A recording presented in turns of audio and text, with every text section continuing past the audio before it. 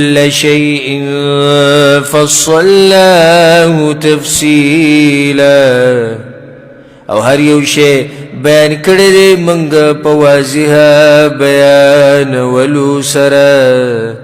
الله وی هر شی مې بیان کړی او خو واضح مې بیان کړی.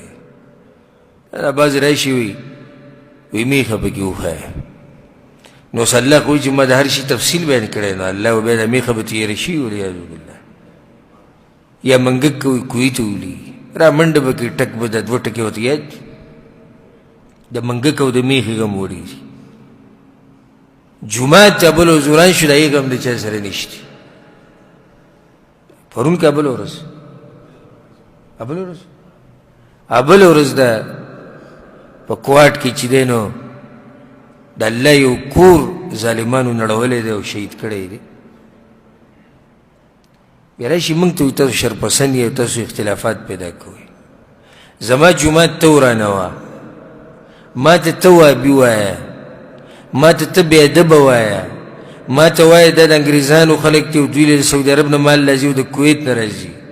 ما په امین او په رفالدین باندې د جومات نه شړه ما سره کوم خادي بندوه زما جومات نړوه زما جومات شهید کوه بیا هم ته امن پسند او زه شر پسند. موږ خو د اوسه پورې الحمدلله نه څوک د جوماتونو نه شړلي دي نه هم د چا جوماتونه وران کړي دي الحمدلله او نه دی الله موږ له دغه طاقت راکوي. جوماتونه خو د الله کورونه دي خو بیا هم په موږ باندې ټاپه د شر پسند او دی امن پسند.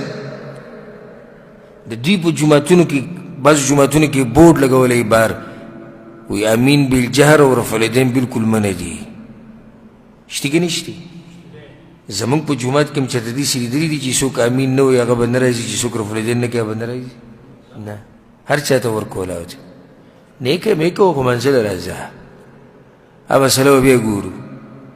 نیکه مې کوه به بیا ګورو خو منزله خو راځه که نه خو د الله کور دی.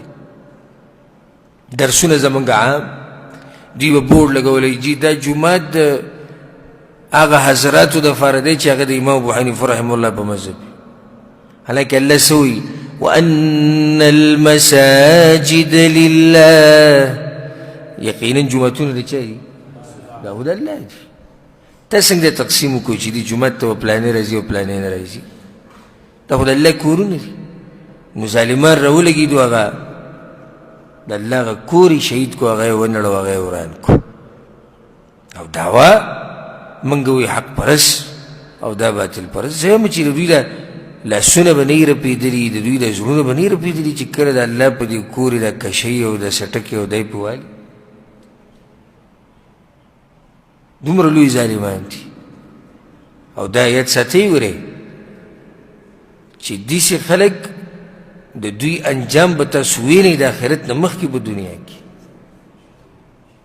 ومن اظلم ممن منع مساجد الله ان يذكر فيها اسمه وسعى في خرابها. الله وی د هغه نه لوی ظالم څوک شته سه چې هغه کور د الله ورانوي چې په هغې کې الله یادېږي د الله ذکر پکې کېږي د الله عبادتونه پکې کېږي د لوی ظالم خو نشته. دوی ظالمانو هغه ظلم وکړو پس وایي جي دا وابیان دي دوی به صرف قرآن او حدیث بیانوي هلته موږ ته جاخې جوړوي دا د ځان یېرې راغستی دي خپل بازار یې ختمېدو او کاروبار یې ختمېدو. ځکه کېدلی چې جومات جوړ شي او انشاءالله جومات به جوړېږي انشاءالله.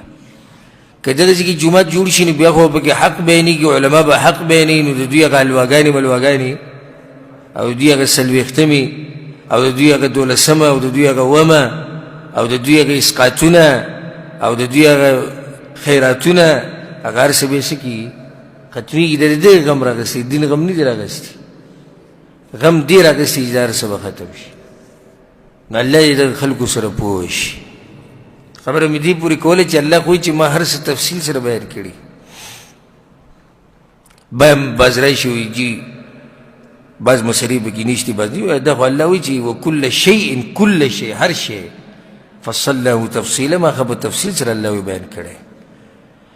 اوس دې نه بعد الله سبحانه وتعالی چې کله دا خبره وکړي چې ما هر شی په تفصیل سره بیان کړی دی نو اوس دا خبره هم کوي چې ګوره تاسو سره څه عذر هم پاتې نه شو ځکه چې هر شی په تفصیل بیان شو بل د هر څه نوٹ کی وكل إنسان ألزمناه طائره في عنقه او هر انسان سره لازم کړي د موږ عمل نامه داغه په سټ داغه کې هر انسان سره به داغه عملي لکه د سټ دا توق نه سټ ته چې توق واچي دغه په شان د عمل نامه باندې پورین کړي د عمل تینه جدا کی ونخرج له يوم القيامة او روب باسود لرب ورز د قیامت كتابا عملنامه يلقاه منشورا چی مخامخ بشی ورسرا خور وربی دا عملنامه بسی خور وربی کولا وبپرتی دا رب العالمین عدل سبو يلا دي انسان تا اقرأ كتاب